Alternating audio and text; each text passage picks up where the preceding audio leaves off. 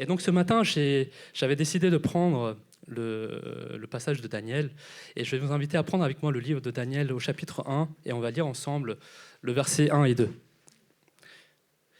Au verset 1 et 2, il est écrit « La 3e année du règne de Joachim, roi de Juda, Nebuchadnezzar, roi de Babylone, marcha contre Jérusalem et l'assiégea. Le Seigneur livra entre ses mains Joachim, roi de Juda, et une partie des ustensiles de la maison de Dieu. Nebuchadnezzar emporta les ustensiles au pays de Shinéar, dans la maison de son Dieu.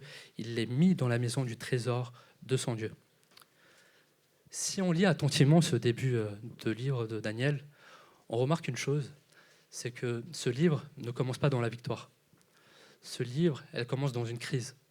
Cette crise, c'est que Jérusalem est attaqué.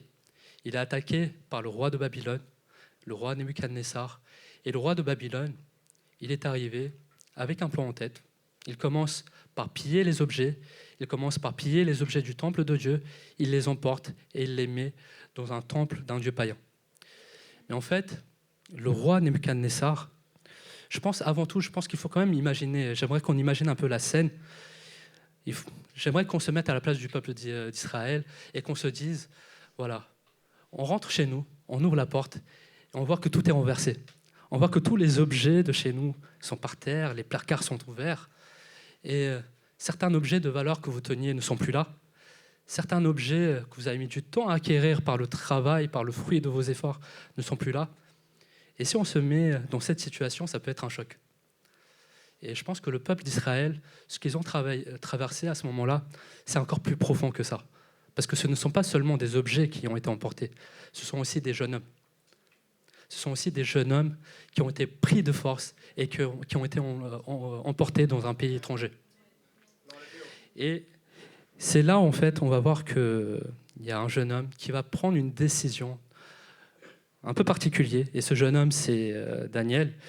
Il prend, au milieu de cette pression qu'il peut avoir, il prend une décision de ne pas se laisser faire par le système de Babylone. Il va faire quelque chose de simple, Daniel. Il va prendre position. Il va prendre position dans sa foi. Et le thème aussi de mon message d'aujourd'hui, c'est de vous partager et de vous dire comment prendre position dans votre foi aujourd'hui. Je vous invite donc à faire cette prière avec moi. Je vais faire une petite prière pour continuer. Et donc j'aimerais, Seigneur, que tu puisses prendre le relais, Seigneur, à partir de maintenant, Seigneur. Je te remets ce temps entre tes mains, Seigneur. Que ça ne soit pas ma chair qui parle, Seigneur, que ça soit ton esprit qui prend le relais, Seigneur. Seigneur, je prie, Seigneur, que chaque cœur ici, Seigneur, puisse entendre ta parole, mais qu'il ne puisse pas seulement l'entendre, mais qu'il puisse vivre comme tu l'as indiqué, Seigneur. Que ces paroles puissent porter des fruits dans leur vie, Seigneur. Je te demande, Seigneur, que tu prennes place aujourd'hui, maintenant, Seigneur. Que tu viennes à nous, Seigneur, et que tu puisses révéler le message que tu as mis en chacun de nous, Seigneur. Je te le demande au nom de Jésus. Amen. Avant de démarrer, je pense qu'il est important quand même de définir ce qu'est la foi. Et la foi, la Bible nous le rappelle dans Hébreux chapitre 11, verset 1, c'est la ferme assurance des choses qu'on espère, la démonstration de celles qu'on ne voit pas. Donc la foi, en fait, elle commence par quelque chose qu'on ne voit pas. La foi, en fait, elle commence à partir du moment où on commence à croire à quelque chose qui n'est pas visible. Et je pense que l'exemple de Daniel, elle illustre parfaitement l'exemple de la foi. Parce que Daniel, il arrive au sein de Babylone, il ne voit plus rien, il ne voit plus aucun repère, il ne voit plus sa terre natale qui est Jérusalem, il ne voit plus sa famille, il ne voit plus ses amis. En fait, la seule chose qu'il voit à ce moment-là, Daniel, c'est Babylone, le pouvoir des dirigeants de Babylone. Il voit la pression qu'il y a autour. Mais en fait, il choisit ce moment-là précisément pour prendre position dans sa foi. Amen. Et il est dit dans Daniel chapitre 1, verset 5, « Le roi leur assigna pour chaque jour une portion des mets de sa table et du vin dont ils buvaient, voulant les élever pendant 3 années, au bout desquelles ils seraient au service du roi. » En fait, le roi, il avait déjà tout préparé. Il avait déjà tout préparé parce qu'il voulait déjà que lorsque Daniel et les jeunes ils arrivent, il voulait en fait leur donner une formation.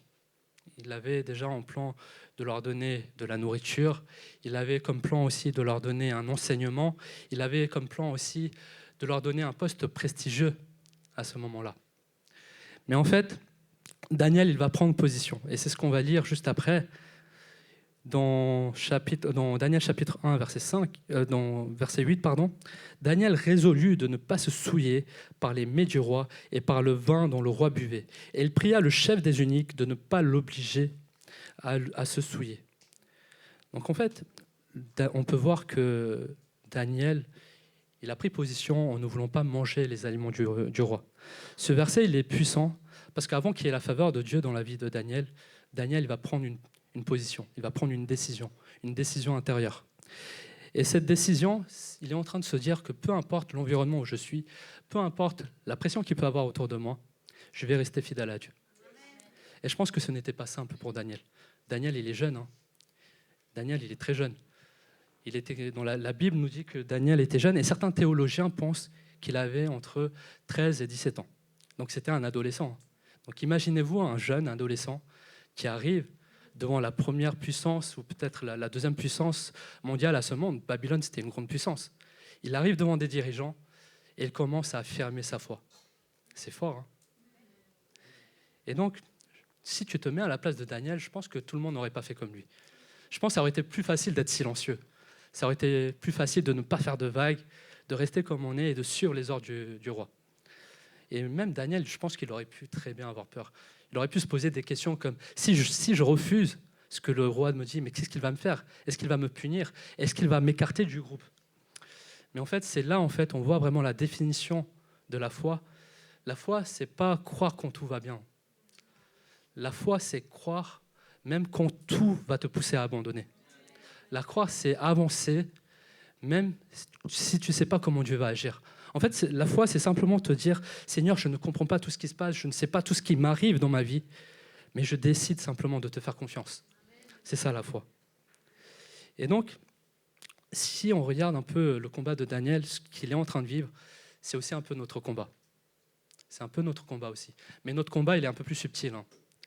Parce qu'aujourd'hui, le monde, il nous persécute pas, il ne nous attaque pas, il ne nous force pas à aller quelque part. Mais en fait, il nous séduit, le monde. Et je pense aussi, si on regarde bien aussi l'histoire de Daniel, le roi, en fait, il n'était pas là à vouloir le persécuter, il n'était pas là à vouloir torturer les jeunes qui étaient là avec lui. Il voulait en fait les attirer. Et c'est pour ça qu'il leur a proposé une bonne formation, il leur a proposé des aliments, de la nourriture, il leur propose donc cette poste prestigieux. Et donc, en fait, il y a tout qui fait que tu veux accepter cette proposition du roi. Non, si tu te mets à la place de Daniel, tu as envie d'accepter cette proposition du roi. Mais en fait, si tu acceptes, c'est comme tu rentrais dans le système du roi. Et aujourd'hui même, le monde est en train de fonctionner de la même manière. En fait, tout est fait pour faciliter la vie. Et ça rejoint aussi à peu près le message de Johanna, ce qu'elle disait jeudi, et je vous invite à aller le voir si vous ne l'avez pas vu. En fait, on est dans un monde où tout doit aller vite. Tout ce qu'on demande, on veut qu'il soit mis à disposition très rapidement. Par exemple, je prends un exemple. Quand on veut manger, on a la possibilité de commander à manger. Quand on n'a pas envie de cuisiner, voilà, on a cette possibilité-là aujourd'hui. Et donc, on a cette possibilité de commander à manger. Et des fois, juste après avoir commandé, on n'a pas la patience d'attendre que le livreur arrive. On regarde dans l'application, et vous savez, il y a la possibilité maintenant aussi de suivre le livreur. On regarde l'application minute après minute, on regarde où il est. Et des fois, si on voit qu'il reste trop longtemps dans la même position, on se dit, mais est-ce qu'on ne va pas le contacter? Parce qu'on peut aussi le contacter. On peut aussi l'appeler. Est-ce qu'on ne va pas l'appeler? En fait, on veut que tout soit rapide. On veut que tout soit mis à disposition rapidement dans la rapidité. Mais malheureusement, en fait, la foi, elle ne marche pas dans la rapidité. Amen. Et le monde aujourd'hui aussi, on remarque une chose, c'est que nos écrans, ils ne s'éteignent presque jamais. On est toujours là à scroller, on est toujours là dans des applications. Et même les applications, en fait, ils sont configurés de telle manière à ce qu'il va te pousser, en fait, à toujours vouloir consommer les contenus. En fait, c'est pour ça que je vous parlais de la subtilité de ce monde, sans nous en rendre compte, en fait. On est là en train de rentrer dans le système. Et parfois, on s'éloigne de Dieu, c'est pas parce qu'on a cessé de croire en lui. C'est juste parce qu'en fait, il y a d'autres choses qui prennent de la place. Et il y a d'autres choses que nous mettons en priorité à la place de Dieu. Et donc, ça peut être des préoccupations, des distractions, des priorités, en fait, qui vont prendre doucement la place que Dieu a occupée dans notre vie. Amen. Et en fait, la vraie question que j'aimerais vous poser, c'est Est-ce que vous avez pensé à vous demander quelle est votre Babylone aujourd'hui? Moi, je peux vous donner une réponse. En fait, Babylone, c'est tout ce qui va t'empêcher. En fait, c'est tout ce qui va te détourner de Dieu. Tout ce qui va détourner ton cœur de Dieu. C'est ça ton Babylone. En fait, donc ça peut venir de ce que tu regardes, de ce que tu es en train d'écouter, de ce que tu es en train de consommer chaque jour. Et donc, au final, en fait, la question, c'est aussi quelle est la voie en fait qui est en train de façonner ton cœur. Et des fois, en fait, on a une forme de Babylone, on ne se rend pas compte. On a une forme de Babylone en nous, on ne se pose pas les bonnes questions. Et la Bible nous rappelle dans Romains chapitre 12, verset 2, « Ne vous conformez pas au siècle présent ». Parce qu'en fait, forcément, au bout d'un moment donné dans ta vie, tu vas forcément passer par des épreuves où ta foi va être mise à l'épreuve. Et dans ces moments-là, il faut que tu arrives à prendre position de ton identité et de ta foi. Tu sais en tant que chrétien ce que tu peux accepter et ce que tu ne peux pas accepter. Il y a des moments, en fait, il faut que tu redonnes la priorité à Dieu. Et donc, en fait, si tu commences à ne pas prendre position, en fait, tu vas te risquer de te laisser emporter. Et petit à petit, sans t'en rendre compte, tu vas t'éloigner de la voie que Dieu a prévue pour toi. Et pour ça, en fait, on va imaginer une scène. Et pour ça, je vais demander à Alice de projeter l'image que je vous ai préparée. Imaginez un instant que vous êtes dans un bateau. Je ne sais pas si vous voyez bien. Vous êtes dans un bateau, que vous êtes en train de ramer. Et il y a d'autres bateaux aussi qui sont là devant vous, avec vous, et qui sont aussi en train de ramer dans la même direction. Et donc, en fait, les autres bateaux vont provoquer, à force de ramer, ils vont aller dans une direction. Et ils vont provoquer un courant. Et vous, en fait, au bout d'un moment donné, vous n'aurez même plus besoin de ramer. Parce que tellement le courant qui est provoqué par les autres est fort, vous allez vous laisser emporter par ce courant-là. Et quand tu prends position de ta foi, ça ressemble à ça aussi. Le monde crée un courant, le monde va te pousser dans une direction, mais si tu veux suivre la volonté de Dieu, il va falloir que tu rames à contre-courant. Ça va demander de l'effort, ça va demander à ce que tu uses de tes muscles. Et là, on parle des muscles de la foi. Moi, je fais une dédicace à Alex qui a parlé des muscles de la foi en début de semaine. Donc, à chaque fois que tu vas choisir l'obéissance, en fait, c'est là où ta foi va devenir plus forte. Et moi, je pense que la foi, elle ne grandit pas dans la facilité. Moi, je pense que la foi, elle grandit dans l'épreuve. Elle grandit lorsque nous sommes dans la difficulté, lorsque nous traversons des obstacles dans notre vie. C'est là où, en fait, notre foi est grandit. Et donc, vous savez, je pense que Dieu aussi permet certaines circonstances pour développer notre foi. Et si on revient au premier verset de Daniel, si on le reprend, la Bible dit quelque chose. Le Seigneur livra entre ses mains Joachim, roi de Juda, et une partie des ustensiles de la maison de Dieu. En fait, si on regarde bien, c'est Dieu qui a permis de livrer le roi Joachim, le roi d'Israël. La raison pour laquelle il se fait capturer, on le retrouve dans 2 Chroniques, chapitre 36, versets 5 à 6. Il est écrit « Joachim avait 25 ans lorsqu'il devint roi, et il régna 11 ans à Jérusalem. Il fit ce qui est mal aux yeux du Seigneur son Dieu. Nabuchodonosor, roi de Babylone, monta contre lui et l'enchaîna d'une double chaîne de bronze pour l'emmener à Babylone. » Donc on peut voir que Joachim, qui était le roi d'Israël à ce moment-là, faisait quelque chose de mauvais. On peut aussi voir par la suite dans 2 Chroniques que le peuple d'Israël, il ne faisait pas meilleur que lui. Dans 2 Chroniques, chapitre 36, verset 14, il est écrit « Tous les chefs des prêtres et du peuple multipliaient les infidélités en imitant toutes les abominations des nations païennes et ils profanaient la maison que le Seigneur avait consacrée à Jérusalem. » Donc on peut voir que le peuple d'Israël aussi, ils faisaient des infidélités, ils imitaient les nations païennes.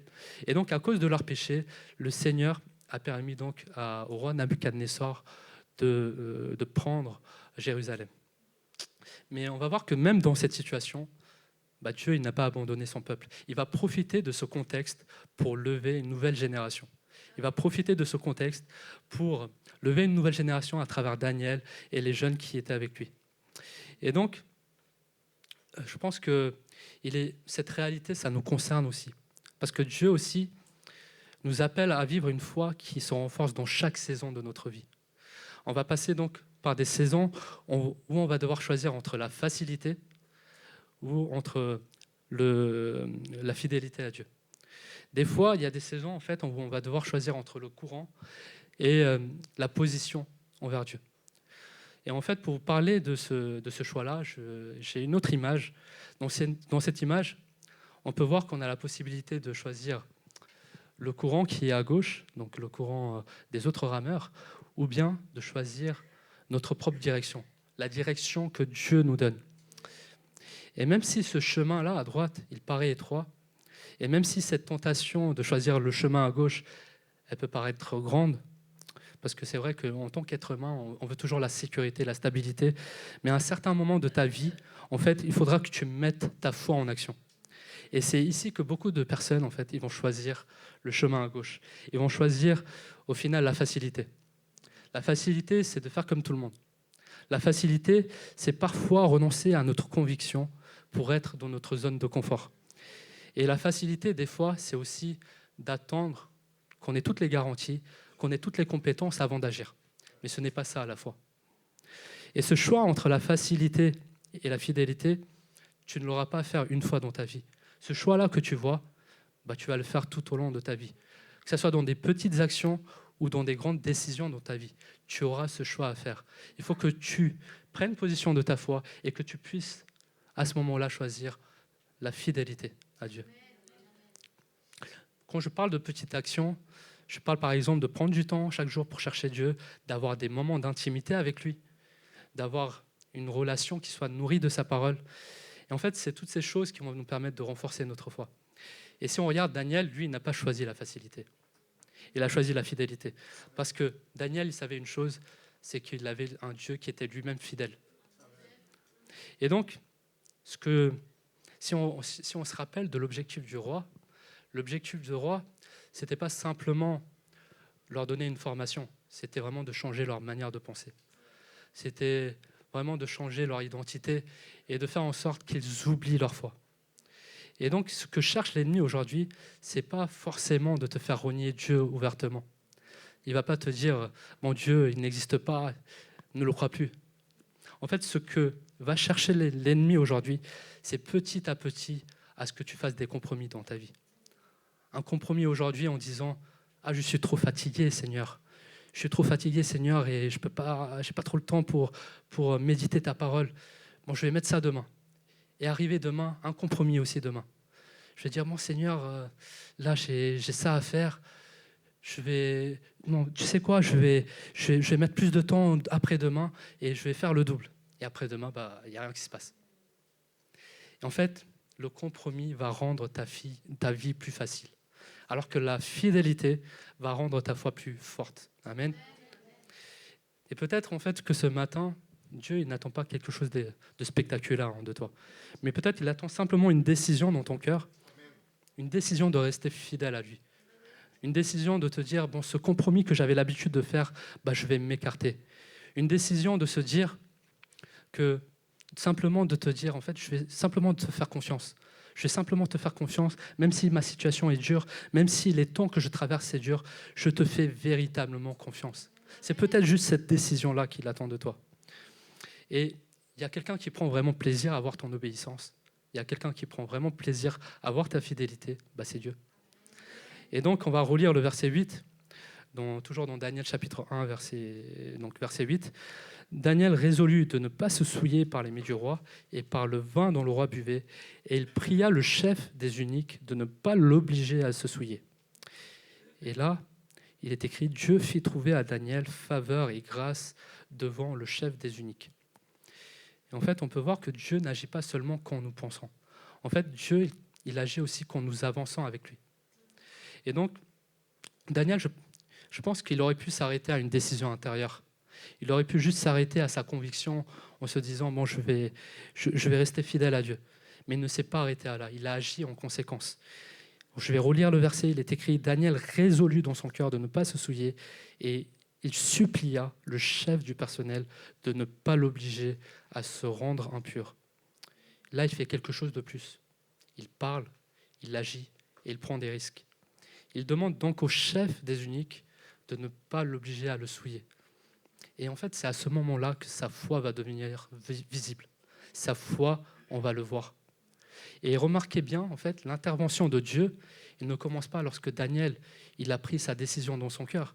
L'intervention de Dieu dans sa vie commence au moment où Daniel commence à agir, au moment où il commence à passer en action. Et donc Dieu, il attend peut-être quelque chose de toi, de ta part, c'est quelque chose de plus, c'est que tu commences à agir. C'est bien d'avoir une conviction personnelle, hein, je ne dis pas le contraire, c'est même très bien. Mais en fait, Dieu, il attend qu'une foi qui soit vécue dans tous les aspects de ta vie. Une foi, en fait, qui influence les décisions que tu vas prendre dans ta vie. Chaque choix que tu vas prendre dans ta vie doit être influencé par ta foi en Christ. Amen. Et c'est vraiment mon point important aujourd'hui, c'est que ta foi doit te pousser à te mettre en action. Et donc, en fait, j'ai voulu chercher un exemple dans ma vie pour vous partager un témoignage par rapport à cette foi en action. Et quand j'ai commencé à chercher un exemple, ce n'est pas un témoignage dans ma vie qui m'est venu, mais c'est un témoignage de quelqu'un d'autre. C'est un témoignage d'une personne que vous connaissez assez bien ici, d'une personne qui se tient devant moi. C'est l'exemple du pasteur. Le témoignage du pasteur, je pense qu'on le connaît tous, parce qu'il a l'habitude de prêcher. Mais j'ai envie de le dire parce que c'est le Saint-Esprit qui m'a mis à cœur de le dire, et c'est ça qui illustre bien mon message, qui est de prendre position dans ta foi par l'action. Donc, un jour, Dieu a parlé avec notre pasteur. Dieu lui a demandé d'acheter un terrain. Mais il y avait un problème. C'est que le pasteur n'avait pas d'argent. Donc, ça, humainement parlant, c'est difficile quand même. Dieu qui te demande d'acheter un terrain alors que tu n'as aucun sou sur toi. Donc, il aurait pu, en fait, je me dis, si je me mets à la place du pasteur, tu te dis, tu aurais pu attendre, tu aurais pu te dire, mon Dieu, je vais attendre quand même que j'ai tout ce qu'il me faut hein, avant de passer à l'action. Mais en fait, c'est là, en fait, on a pu voir que le pasteur, il a agi par la foi. Il n'a pas attendu. Il a agi. Il a amené, en fait, toute l'église voir le terrain qu'il avait vu. Et ensemble, en fait, ils ont prié. Ils ont prié et l'église ne savait pas, en fait, qu'il n'avait pas de sous. Il n'a rien dit. Il n'a rien dit. Pour lui, en fait, il avait déjà acquis le terrain. Et c'est là aussi la foi en action. Pour lui, il avait déjà le terrain. Et donc, je pense que Dieu a vu sa foi, et il disait qu'il y avait un pasteur américain qui était là aussi, donc l'opportunité, Dieu l'a aussi provoquée. Et donc, le pasteur américain a décidé de financer la moitié du terrain, et le lendemain aussi, Dieu a fait un miracle dans sa vie. Il a financé en totalité toute la partie du terrain. Et donc, c'est là, en fait, on peut voir la foi en action.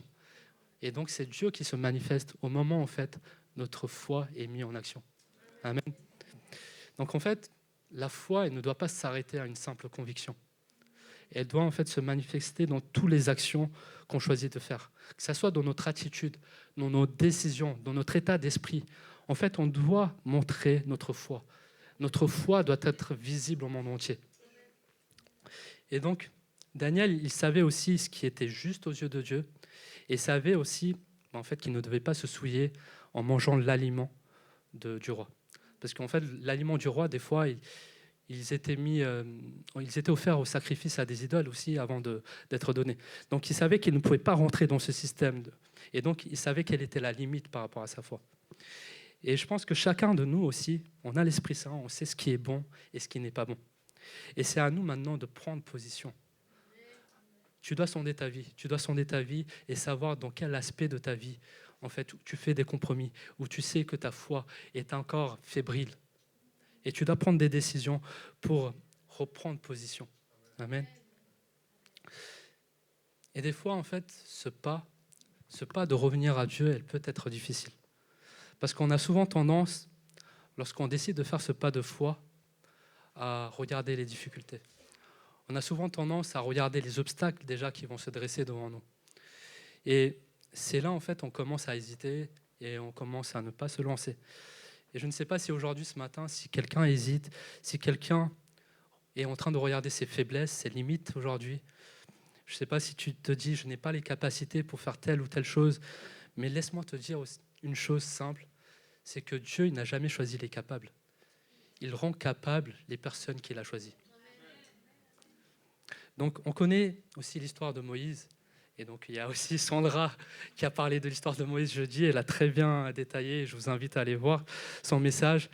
Lorsque le Seigneur a demandé à Moïse d'aller libérer son peuple, Moïse, il répond dans Exode chapitre 4, verset 10. Il répond, en fait, Je vais vous donner la réponse, on va lire ensemble. Ah Seigneur, je ne suis pas un homme qui ait la parole facile. Et ce n'est ni dire, ni d'aventure, ni même depuis que tu parles à ton serviteur, car j'ai la bouche et la langue embarrassées. Donc là, en fait, le Seigneur lui demande d'aller libérer le peuple, et Moïse, il donne la réponse la plus facile.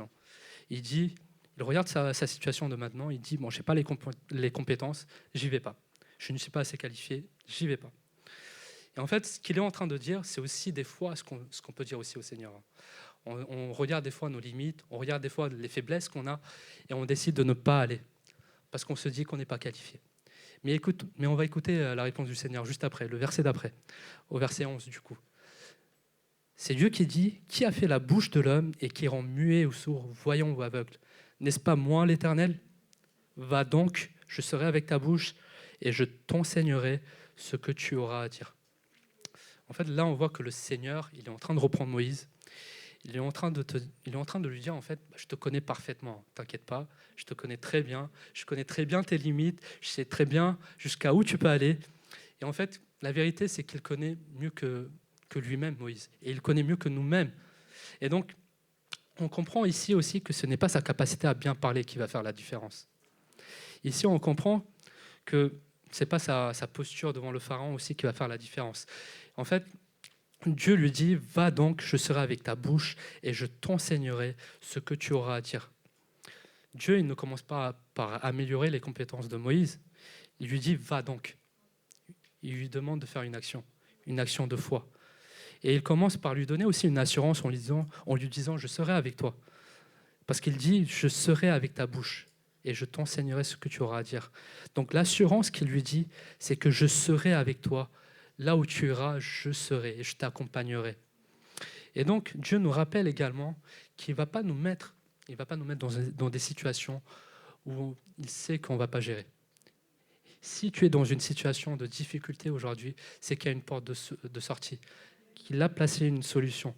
Et c'est ce qui est dit aussi dans 1 Corinthiens chapitre 10, verset 13. « Dieu est fidèle, il ne permettra pas que vous soyez tentés au-delà de vos forces. » Et donc peut-être ce matin que tu te mets une pression par rapport à ta situation, comme si tout dépendait de tes compétences. Mais laisse-moi te dire une chose, c'est que tout ne dépend pas de toi. Quel que soit ce que tu penses aujourd'hui, quelles que soient tes lacunes, en fait, le Seigneur te connaît déjà et te demande seulement une chose, c'est de lui faire confiance et commencer à faire ce pas de foi. Donc, aujourd'hui, je t'invite à ne pas regarder tes incapacités. Aujourd'hui, je t'invite à ne pas te fier à ta situation de maintenant.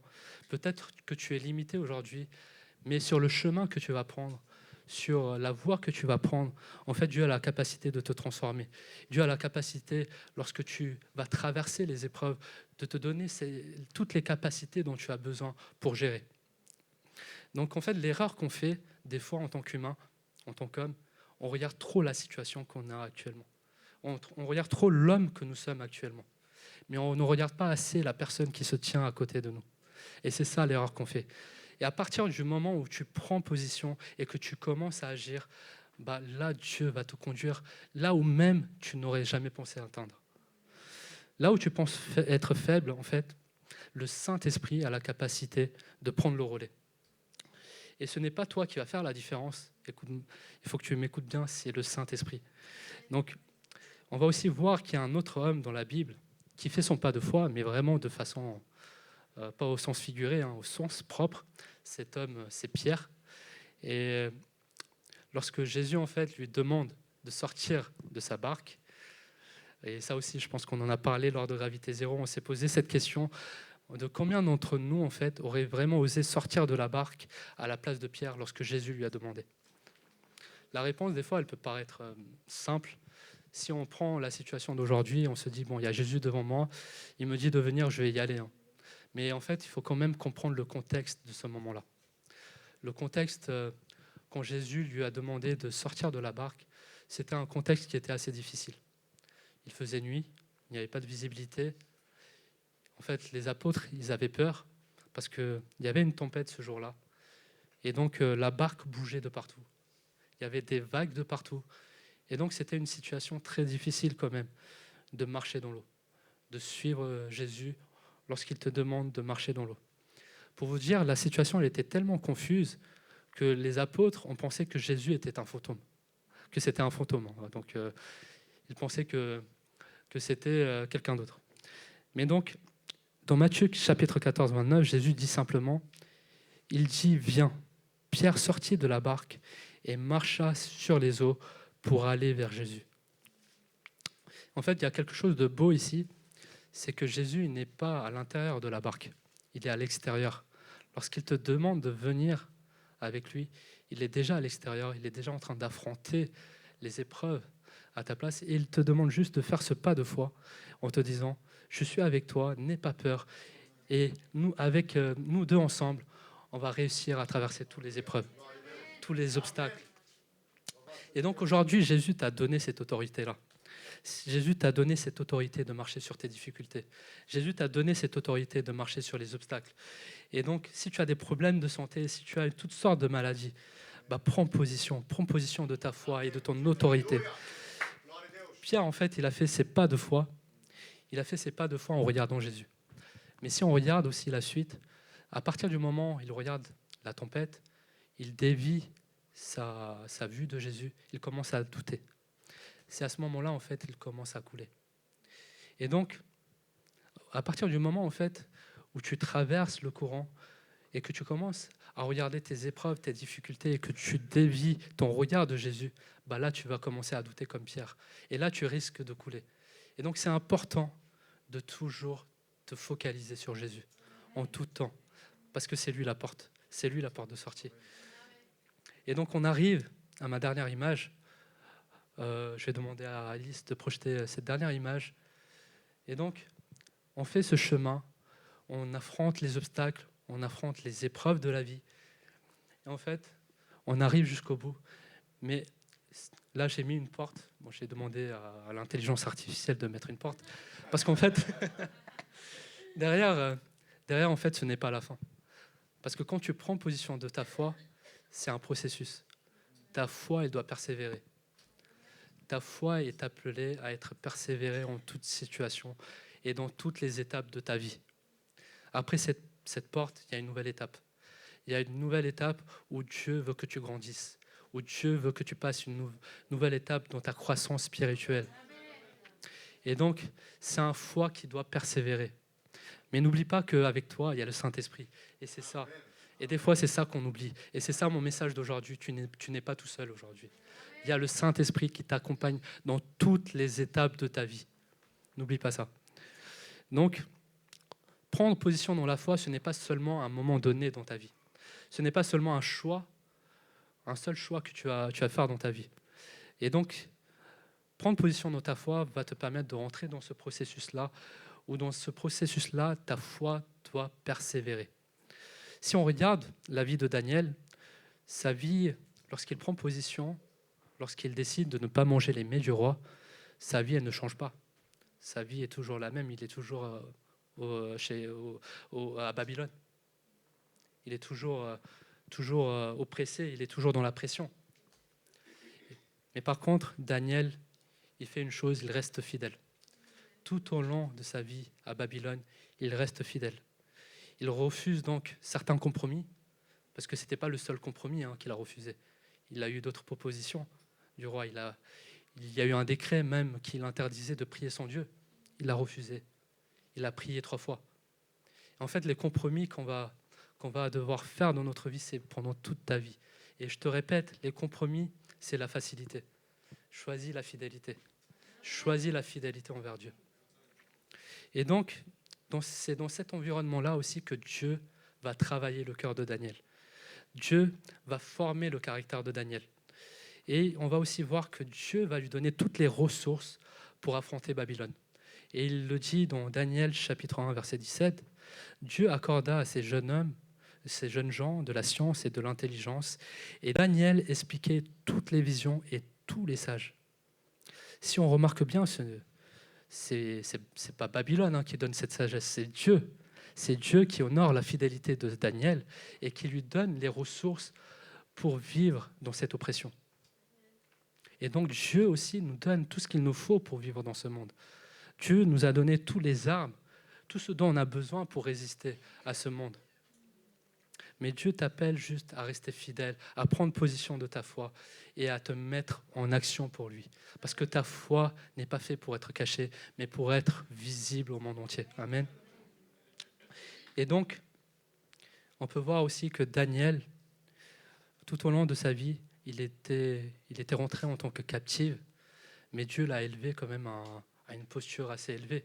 Il est passé conseiller des rois. C'est ce qu'on lit dans Daniel chapitre 2, verset 48. Le roi éleva Daniel et lui fit de nombreux présents. Il lui donna le commandement de toute la province de Babylone et le plaça chef suprême de tous les sages de Babylone. Ce n'est pas Daniel qui a cherché la grandeur, mais c'est la fidélité envers Dieu qui a fait que Dieu lui a donné cette poste-là, cette poste d'être conseiller du roi. Et donc, c'est aussi, j'ai envie de dire, c'est la persévérance qu'il a eue dans sa foi qui a permis d'être à cette position donnée. Donc ce matin, on a vu comment en fait Daniel a pris position dans sa foi. On a aussi parlé de Moïse, de comment il a fait son pas de foi, malgré ses doutes, malgré ses peurs. On a vu aussi comment Pierre est sorti de la barque. Et on peut voir une chose, c'est qu'aucun des deux n'avait les conditions parfaites. Lorsqu'ils ont fait leur pas de foi, personne, aucun des trois, n'avait toutes les capacités. Mais ils ont quand même décidé de faire confiance. Ils ont décidé de faire un pas de foi envers Dieu. Parce que lorsque Dieu te demande de faire quelque chose, il faut l'obéir. Ce n'est pas n'importe qui qui te demande, c'est Dieu. Et des fois, on oublie que cette personne-là, il a autorité, mais il a autorité sur tout, il nous donne cette autorité. Mais lorsqu'il te dit, c'est plus important que n'importe qui sur terre. Et tu dois de respecter ce qu'il te dit. Et donc aujourd'hui, peut-être que Dieu te parle par rapport à un moment, par rapport à un domaine précis, par rapport à un compromis que tu fais dans ta vie, et par rapport à quelque chose où tu ne lui fais pas assez confiance, parce que tu doutes de toi, parce que tu te dis, bon, je ne vais pas réussir à changer cette personne, mais Dieu agit. Dieu agit dans les cœurs des personnes. Toi, ton action à faire, c'est de lui faire confiance, de prier, de rester dans la parole et de le laisser agir.